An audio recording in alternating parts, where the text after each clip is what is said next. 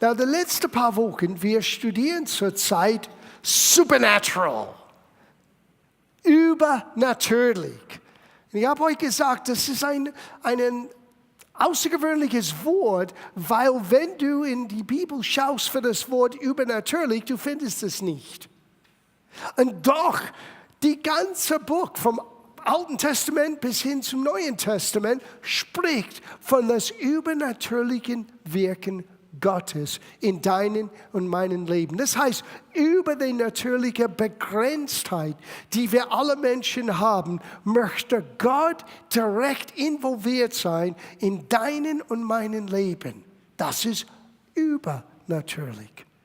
Und so, wir haben für 2 Wochen zum ersten Mal gesehen, wie Gott uns übernatürlich retten kann, neues Leben schenken kann, ein neues Herz geben kann. Ich habe euch die Geschichte von 2 Männern erzählt, mein Vater und ich. 2 unterschiedliche Menschen, die übernatürlich in 2 unterschiedliche Wege zu einem lebendigen Glauben an Jesus Christus gekommen sind. Und dann letzte Woche, wir haben begonnen zu sehen, dass Gott übernatürlich uns Gunst schenkt. Und nicht nur für uns, sondern auch für die nächste Generation, für unsere Kinder. Sei es geistig oder natürlich. Weil diese Woche, ich möchte beginnen, weil wir werden es nicht alles tun diese Woche, aber ich möchte beginnen, über Gottes übernatürliche Helfer für uns zu sorgen. Gottes Versorgung, übernatürliche Versorgung, die er uns geben möchte in unser Leben. Oftmals, wir schauen nur unsere natürliche Leistung an, wir schauen nur, was wir vielleicht ausgedacht haben, was könnte möglich sein. Aber ich sage euch, Gott möchte euch überraschen und übernatürlich helfen im Leben.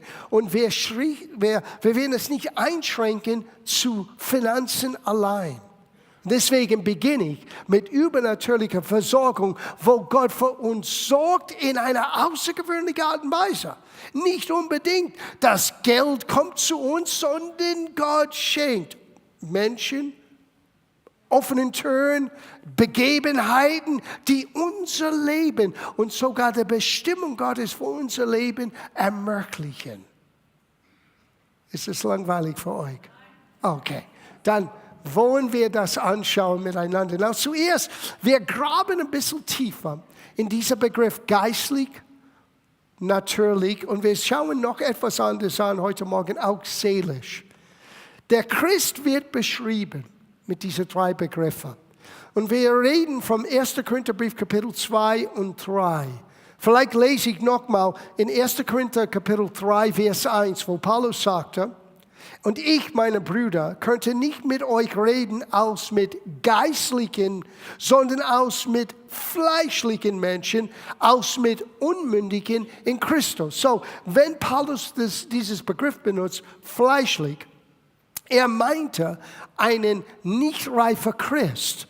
Es heißt nicht, dass es kein Kind Gottes ist. Es heißt nicht, dass es kein Kind, der zum Himmel kommt und zu Jesus kommt und Jesus sogar liebt. Es hat zu tun mit Reife. Echte Geistlichkeit ist nicht komisch. Es ist nicht furchtbar. Jesus hat gesagt, sei fruchtbar, nicht furchtbar. Und echte Geistlichkeit ist nichts anderes als eine geistliche Reife. Und wir haben festgestellt in den letzten paar Wochen, geistliche Reife kommt zu uns, indem wir lernen, Gott zu kennen durch seinem Wort. Und das haben wir letzte Woche ein bisschen intensiver angeschaut in 1. Korintherbrief Kapitel 2 ab Vers 12. Und ich möchte es nochmal lesen, aber dieses Mal gehen wir ein bisschen weiter. Und wir werden dieses 3. Begriff, seelisch, anschauen. Und sehen, wie seelische Christen sind auch gleich fleischliche Christen. Oder, wie Paulus sagte, immer noch Babys in Christus. Sieh, das ist ein bisschen komisch mit uns Christen. Du kannst 40 Jahre lang da sitzen in der Gemeinde und immer noch ein Baby-Christ sein. Geistlich gesehen, du hast immer noch dein Windel an. Geistlich gesehen, du gehörst in den Babydienst. Und das ist nichts dagegen, wenn du wirklich ein Baby bist, dass du Windel anträgst und dass du in den Babydienst gehörst. Na, ich meine geistlich hier, ihr versteht, was ich meine. Aber irgendwann, Gott erwartet, dass du und ich eine gewisse Reife vollziehen. Das heißt, eine gewisse Selbstverantwortung nehmen für unser geistliches Wohlbefinden. Wie mache ich das? Ich beginne, Gott ernst zu nehmen. Ich beginne, sein Wort ernst zu nehmen. Ich beginne, mein Leben anders zu gestalten. Und ich beginne, und ich meine das nicht mit Verdammnis, ich meine mit Ehrlichkeit, mein eigenes Leben tun, Aussagen, Überlegungen neu anzuschauen im Licht von Gottes Wort. Und wo ich sehe, dass mein Leben mangelhaft ist oder fehlhaft ist, ich hole Gnade und Gottes Helfer, um zu lernen. Und wisst ihr, wir sind alle im selben Verein. Und ich meine nicht GLC. Ich meine, wir sind alle Menschen. Wir alle brauchen Gnade. Wir alle brauchen Gottes Helfer. Und Ehrlichkeit mit deinem eigenen Tun, mit deinem eigenen Leben ist der Schlüssel, der alles öffnet für geistliche Reife. Und geistliche Reife braucht seine Zeit. Hallo? Kein Mikrowellenchristen hier. Nicht 10 Minuten in der Mikrowelle und boom, Popcorn kommt raus. No, 10 Minuten ist ein bisschen lang. Nicht mehr als 4 Minuten, aber es ist eine Geschichte. Sonst wird alles verbrannt sein. So lesen wir nochmal ab Vers 12 und gehen wir ein Stück weiter. Vers 12 in Kapitel 2, 1. Korintherbrief. Wir aber haben nicht den Geist der Welt empfangen, sondern den Geist aus Gott, so dass wir wissen können. Wir müssen nicht dumm bleiben. Wir fangen an, alle ein bisschen geistlich dumm. Aber wir müssen nicht dumm bleiben und wissend bleiben. Wir dürfen lernen, anders zu denken, anders zu beurteilen. Und hier wird Paulus uns zeigen, er hat uns den Geist gegeben. Zuerst, Gott ist an deiner Seite. If God be for us, wer mag wider uns sein? Wenn Gott für uns ist und Gott ist auf deiner Seite, schenkt dir seinen Geist, damit du wissen können. Was können wir wissen?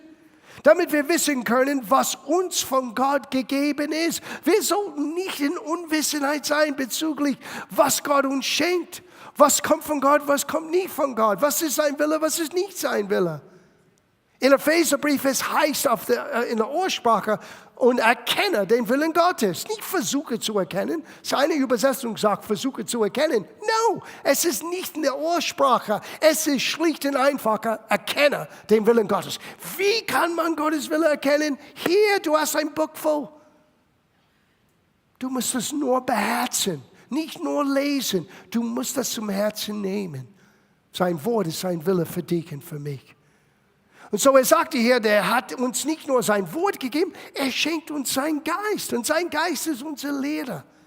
Genauso wie ich sitze hier heute Morgen und versuche, das Wort auszuteilen und ein bisschen zu erleuchten.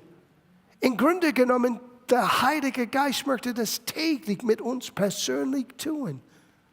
Wir müssen ihm nur Raum geben. Wie gibst du Gott Raum? Wisst ihr, wie er die Bibel studieren kann? Es gibt verschiedene Methoden.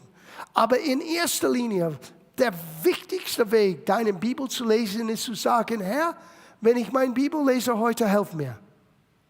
Zeig mir, was du mir zeigen möchtest. Oh, that's it. Der Geist Gottes ist hier uns gegeben, damit wir lernen können, was uns von Gott gegeben ist. Gib ihm Raum, gib ihm eine Chance. Er möchte zu dir reden. Er möchte dir helfen zu verstehen, was Gott sagte in seinem Wort. Und es gibt eine Menge zu lernen. Wir hören nie auf zu lernen. Es geht weiter. Er sagte hier, und davon reden wir auch. So, es braucht nicht nur den Geist Gottes.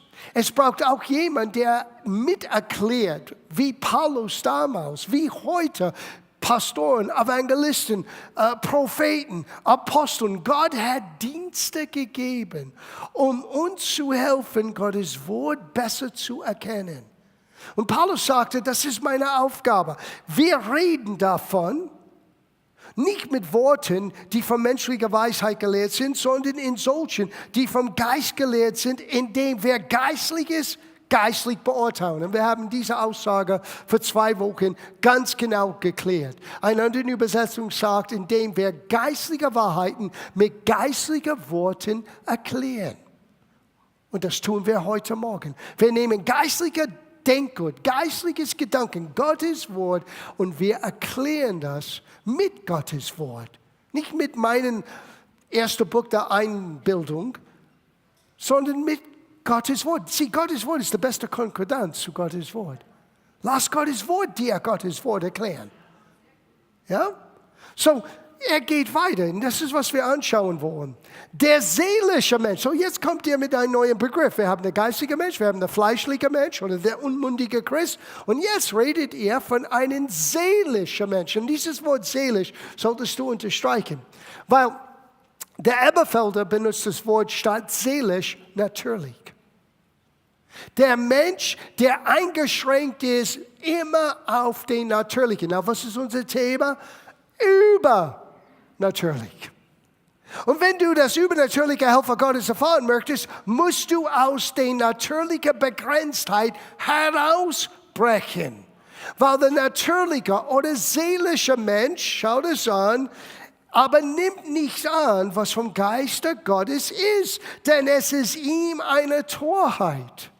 Sieh, wenn alles muss immer analytisch, logisch, alles 1 plus 1 ist 2, für dich immer so in deinen eigenen Kopf alles ausgetüftelt sein. Gott wird deine Mathematik manchmal durcheinander bringen. Weil Gott kommt mit Quantum Physics. Gott kommt mit den Ausnahmen. Gott kommt übernatürlich und sagt, nein, das ist nicht immer so, wie du dachtest. Lass mich nicht aus den Situationen raus. Ich sitze über das Natürliche. Und solange dass du als Christ natürlich oder seelisch oder sogar, wie Paulus sagte, das heißt fleischlich, alles wird gemessen, alles wird beurteilt nach den 5 Sinnen, was ich sehen, hören, riechen, anfassen kann, was ich wahrnehmen kann in der natürlichen Welt. Na, diese 5 Sinnen sind gut, die sind ein Geschenk Gottes. Du musst nur eines verlieren, dann merkst du, wie wichtig die 5 Sinne sind und was du verloren hast, wenn einer nicht da ist. Aber die sind uns geschenkt, damit wir uns bewegen können in einer natürlichen Welt. Aber dann kommen wir zu Jesus. Und wir begegnen jetzt einen übernatürlichen Gott, weil Gott ist Geist. Und dein Geist ist jetzt lebendig in Christus. Er hat dir einen neuen Geist geschenkt. Der Geist Gottes jetzt wohnt in dir. Und jetzt musst du beginnen, auf Dinge zu schauen, die andere nicht sehen können. Dinge wahrzunehmen, die andere nicht wahrnehmen können. Und es ist nicht nach deiner Einbildung, das ist klipp und klar nach Kapitel und Vers.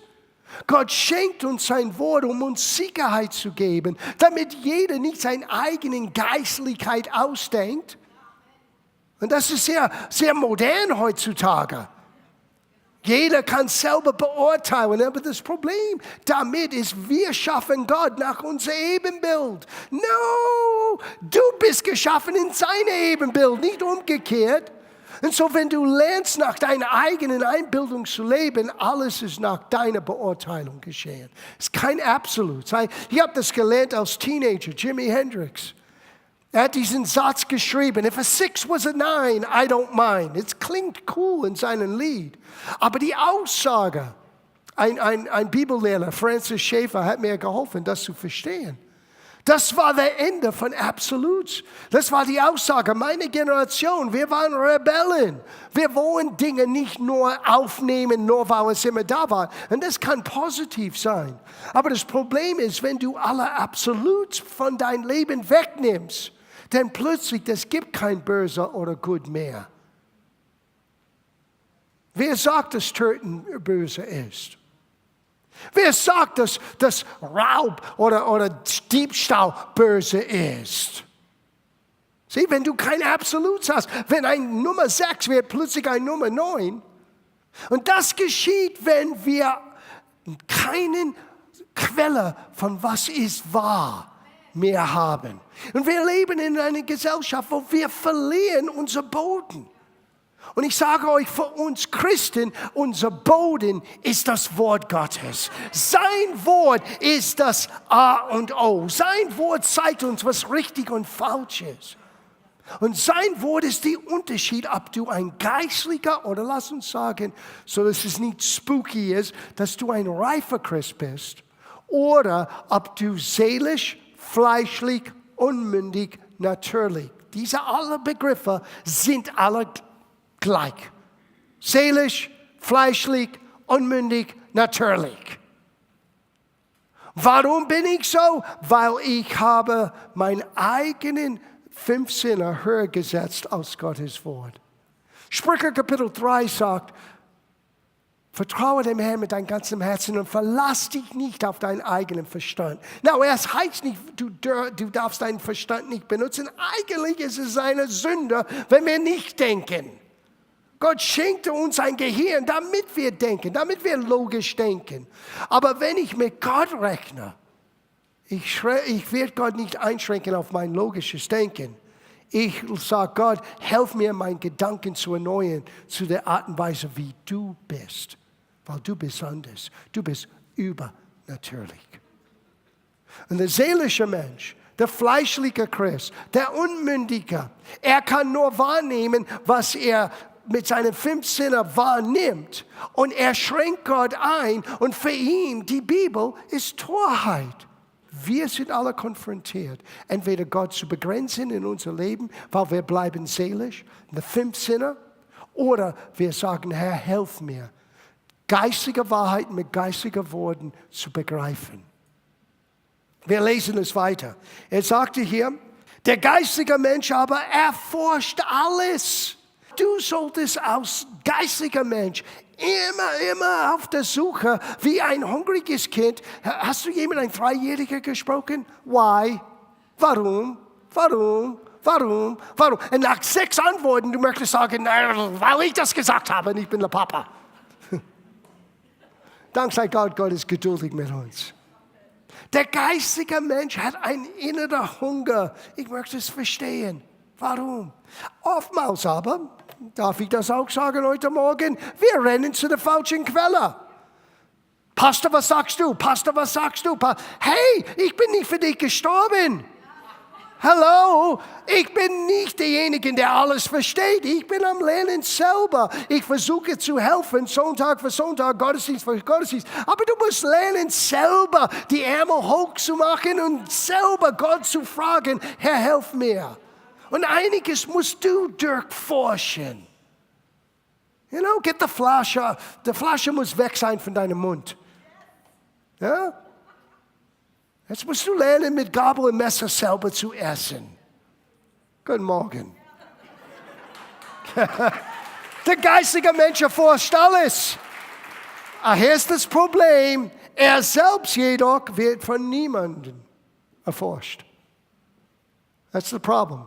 Du möchtest mich immer verstehen und du wirst mich nie verstehen. Ich verstehe mich selber manchmal nicht. Der geistige Mensch wird nicht immer durchblickt. Denn wer hat des Herrn Sinn erkannt, dass er ihn belehre? Sein Fragezeichen, aber der nächste Satz. Wir aber haben Christi Sinn.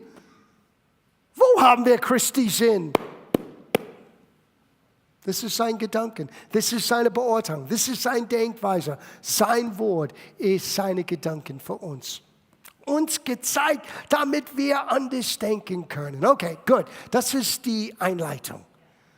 Die meisten sind bereit, jetzt zu gehen. Warte eine Minute, weil das wird wirklich gut sein. Es gibt eine übernatürliche Versorgung für den geistlichen Mensch.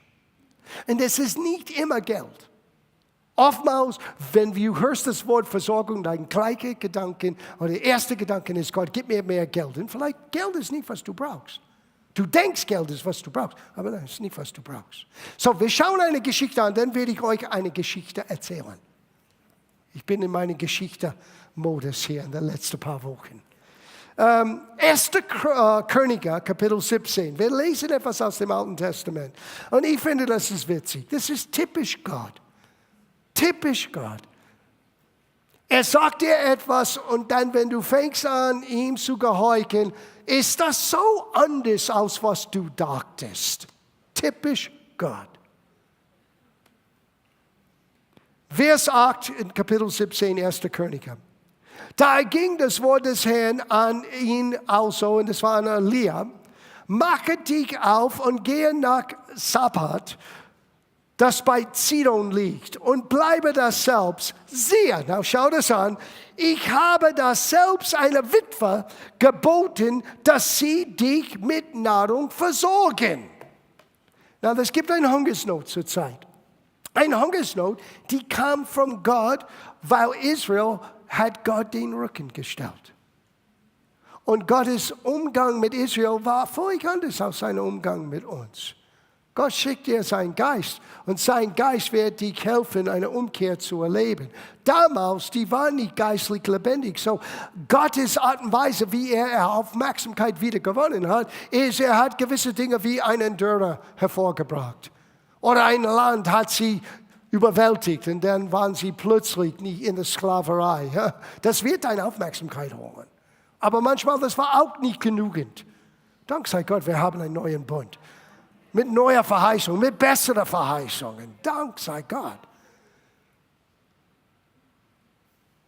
Gott sagt, ich habe jemanden ausgesucht. Und dieser Witwer wird für dich sorgen. Na, du würdest denken, oh, easy street, ich gehe dorthin und alles ist für mich versorgt. Bis du ankommst. Bis du lernst, Gott tickt anders, als du tickst. Bis du merkst, dass Gott ist übernatürlich. Und Gott hat seine Wege, die du nicht immer im Voraus erkennen kannst. So, er geht dorthin und schau, was er erlebte. Und er machte sich auf und ging nach Safat. Und als er an der Stadttor kam, siehe, da war eine Witwe, die Holz auflas. Und er rief sie an und sprach, hole mir doch ein wenig Wasser im Geschirr, dass ich trinke.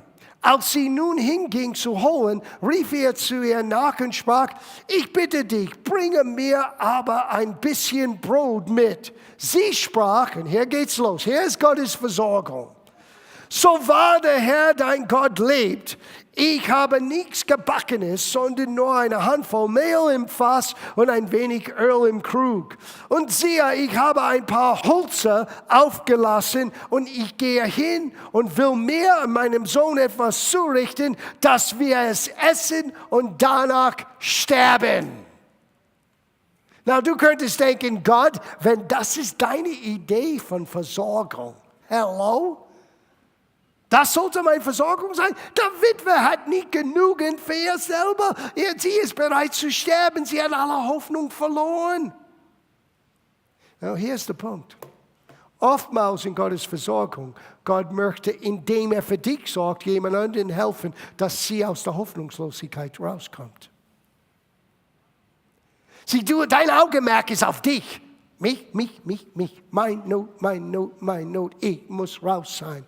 Und Gott sagte, ich habe Versorgung für dich. Und du denkst, oh gut, es kommt zu mir. Und Gott schickt dir in eine Situation, wo es alles anders aussieht, als für dich wohlgehend. Aber wenn du lernst, dass Gott übernatürlich ist. Gott wollte für diese Witwe genauso sorgen als für Elia. Und Elia musste vertrauen. Wait a minute. Gott sagte, geh, eine Witwe, zufälligerweise, der Witwe ist da. Scheinbar, wir haben hier eine Diskrepanz zwischen Versorgung, was Gott sagte, und was ich brauche. Aber Elia war anders gesinnt. Elia hat anders mit Gott erlebt. Elia war kein Heulersuse. Elia saß nicht da und sagte, oh, ich habe versucht, Gott zu vertrauen. Und schau, das ist alles nicht zustande. Der Witwe selber hat nichts. Und was ist mit mir, Gott? No. Er hat gleich durchblickt. Nicht nur, wo wird Gott für mich sorgen, Gott wird für diese Witwe durch mich sorgen, weil Gott übernatürlich ist. Na, schau, was geschehen ist. Und das ist mein Punkt für dich heute Morgen. Einige von euch warten, bis Gott etwas tut. Und die ganze Zeit, Gott wartet auf dich. Schau, Vers 13. Elia sprach zu ihr, fürchte dich nicht, Es gibt keine Aussage, mir im Gottes Wort uns Menschen gesagt ist, aus dieser Aussage, fürchte dich nicht, fürchte dich nicht, fürchte dich. Ich denke, Gott möchte uns etwas sagen. Ich glaube, es ist über 600 Mal im Alten und Neuen Testament uns Menschen gesagt von Gott, fürchte dich nicht. Warum? Weil wir so viel Furcht haben. Wir sind voll Angst in dem ersten Moment, dass ein Widerstand kommt. Wir großen Glaubenshelden, fürchte dich nicht.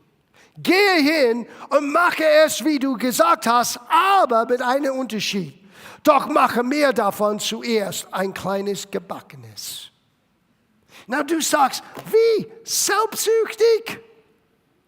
Der Witwe hat nichts, nur genügend für ihr Sohn. Und jetzt wird alles vorbei und sie wird sterben. Und der Prophet sagte, machst du ihr. Wisst ihr, warum der Prophet das sagte? Nicht für ihn, für die Witwe. Hör gut zu.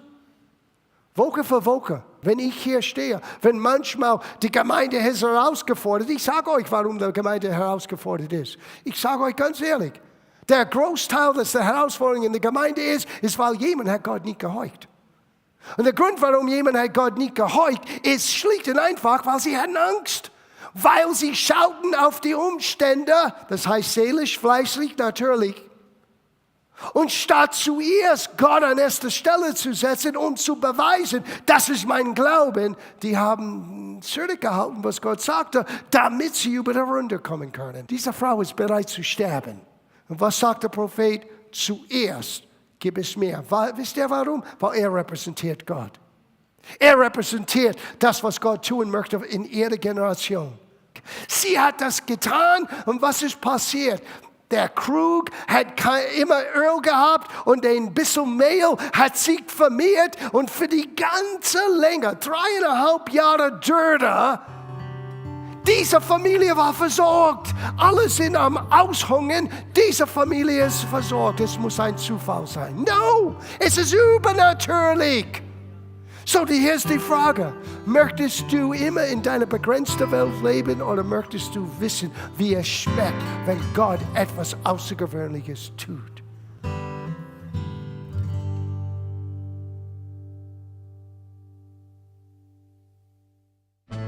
Sie sahen eine Sendung von Gospel Life Center. Unser Gottesdienst findet sonntags um 10:15 Uhr statt. Wenn Sie weitere Informationen über unsere Aktivitäten haben möchten, sind wir erreichbar unter der Telefonnummer 089 903 8803. Oder besuchen Sie unsere Website www.glc.de. Wir wünschen Ihnen Gottes Segen.